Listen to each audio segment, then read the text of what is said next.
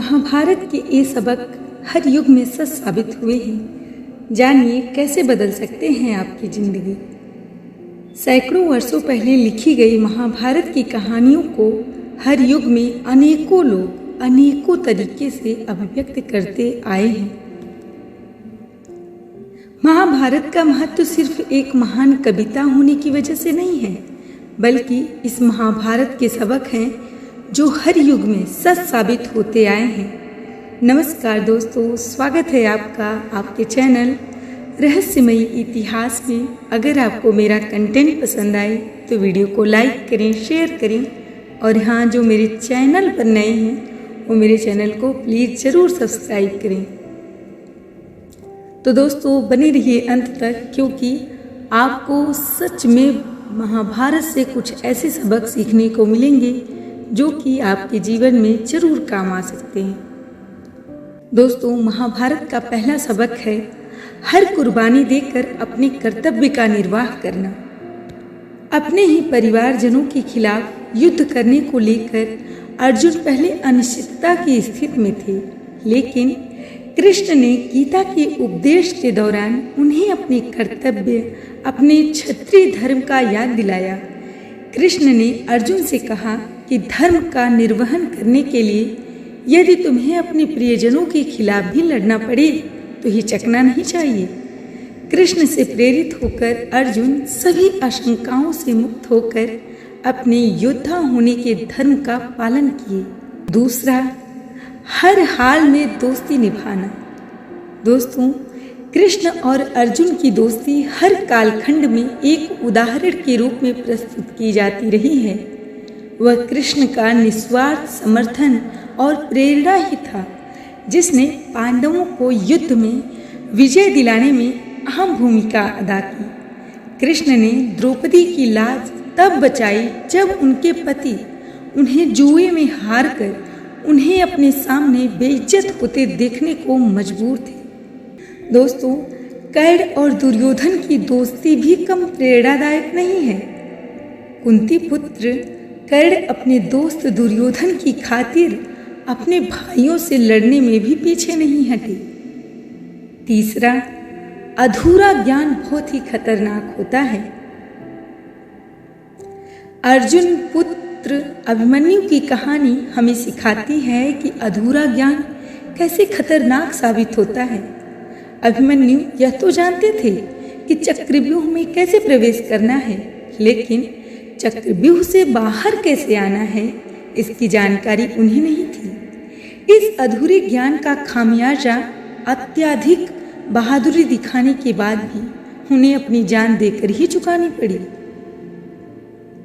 चौथा, लालच में कभी नहीं बहो। दोस्तों, महाभारत का भीषण युद्ध टाला जा सकता था यदि धर्मराज युधिष्ठिर लालच में ना बहे होते। जुए में शकुनी ने युधिष्ठिर के लालच को बखूबी भुनाया और उनसे राजपाट, धन दौलत तो छीन ही लिया, यहाँ तक कि उनसे उनकी पत्नी द्रौपदी को भी जीत लिया। दोस्तों, पांचवा, बदले की भावना केवल विनाश लाती है। महाभारत के युद्ध के मूल में बदलने की भावना है। पांडवों को बर्बाद करने की सनक ने कौरवों से उनका सब कुछ छीन लिया, यहाँ तक कि बच्चे भी इस युद्ध में मारे गए। लेकिन क्या इस विनाश से पांडव बच पाए? नहीं। इस युद्ध में द्रौपदी के 5 पुत्र सहित अर्जुन पुत्र अभिमन्यु भी मारे गए। ये है महाभारत के सबक। आज का दौर महाभारत काल से बेहद अलग है, लेकिन जिंदगी में हर पल ही कई तरह के युद्ध लड़ने पड़ते हैं।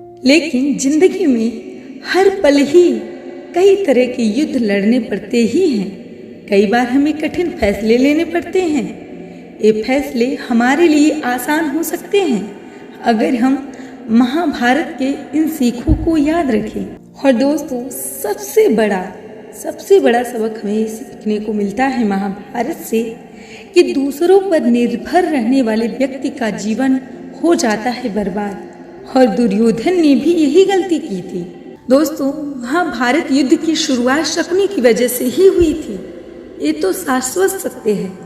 शकुनी ने भीष्म पितामह के वंश को खत्म करने की कसम खा रखी थी और वह अपने इसी मकसद को पूरा करने के लिए हस्तिनापुर भी आया था। महाभारत के अनुसार भीष्म ने धृतराष्ट्र के साथ शकुनी की बहन गांधारी का विवाह जबरदस्ती करवाया था।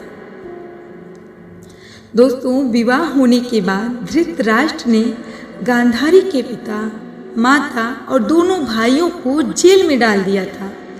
जेल में इन सभी को केवल एक ही व्यक्ति का खाना दिया जाता था, जिसकी वजह से गांधारी के माता पिता और बड़े भाई इस सारा खाना शकुनी को खाने के लिए दे दिया करते थे ताकि वो जीवित रह सके। धीरे धीरे करके जेल में शकुनी के पिता, माता और बड़े भाई की मौत हो गई।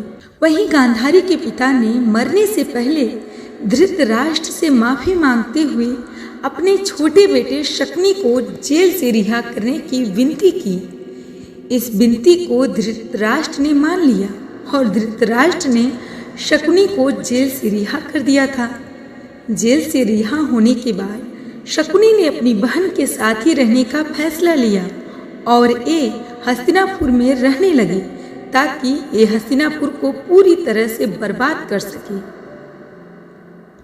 दोस्तों, शकुनी अपने परिवार वालों की मौत का बदला हस्तिनापुर से तो लेना चाहता था और अपने इसी बदले को पूरा करने के लिए उसने अपनी बहन के बच्चों का सहारा लिया।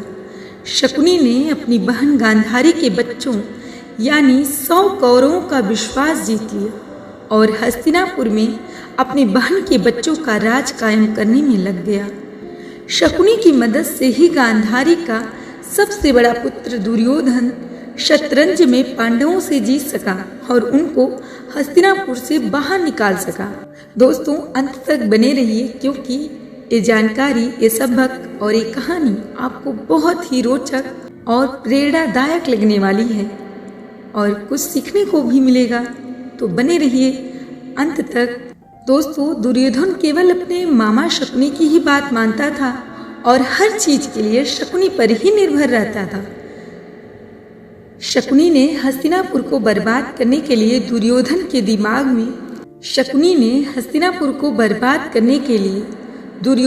दिमाग में उसके भाइयों के खिलाफ ही जहर भर दिया।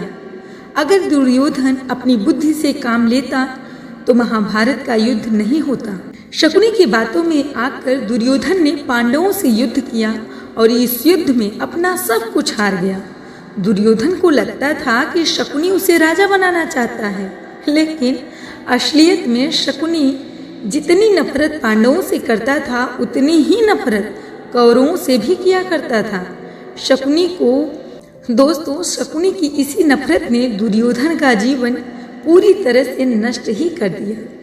दुर्योधन ने जो गलती अपने जीवन में की थी, उस गलती को आप लोग करने से बचिए और अपने जीवन में कभी भी दूसरे व्यक्तियों की सलाह को ना माने, केवल अपने दिमाग से ही काम लें, क्योंकि कई बार लोग आपको शकुनी की तरह गलत सलाह देकर आपके जीवन को तबाह कर सकते हैं और अपने मकसद को पूरा करने के लिए आपका इस्तेमाल भी कर सकते हैं।